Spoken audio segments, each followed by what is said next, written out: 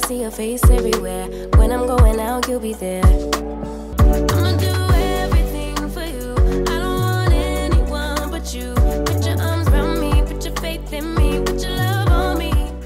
Hello les Lash Architectes, on se retrouve aujourd'hui pour une vidéo qui va parler des pré-made et plus particulièrement des pré-made en vrac qui sont sortis il y a pas très longtemps sur le site internet. Vous êtes nombreuses à me demander comment je procède quand je les utilise pour justement éviter de galérer à venir les chercher, étant donné que quand on les reçoit, c'est une petite boule, si je peux dire. En fait, c'est vraiment un petit tas d'éventails tous collés uns aux autres, et donc parfois quand on vient avec la pince, il y en a d'autres qui viennent, et donc on aimerait pouvoir gagner du temps à ce niveau-là. Je vais vous montrer comment je procède avant que la cliente n'arrive pour son rendez-vous, comme ça vous pourrez gagner du temps pendant le rendez-vous. Pour préparer votre palette de pré-made, vous avez besoin des pré-made en vrac, des bandes adhésives 3M double face, et en fait tout simplement vous allez venir chercher quelques éventails dans un premier temps, puis vous pourrez en reprendre d'autres que vous déposez sur votre palette. Vous prenez une petite bande 3M double face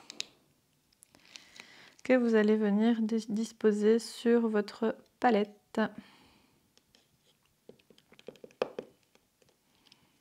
Alors, ce que vous allez simplement faire en fait, c'est vous-même préparer vos palettes de pré-made comme vous pourriez les acheter, c'est-à-dire que vous venez déposer vos pré-made bien alignés les uns aux autres,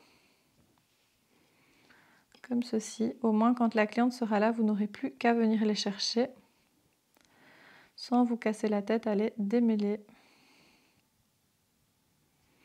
Et donc évidemment vous pouvez faire une bande par longueur, même plusieurs, pour être sûr d'en avoir assez quand la cliente est là. Et donc pour vous rappeler l'avantage de ces pré-made, c'est que c'est des pré-made qui sont thermocollés.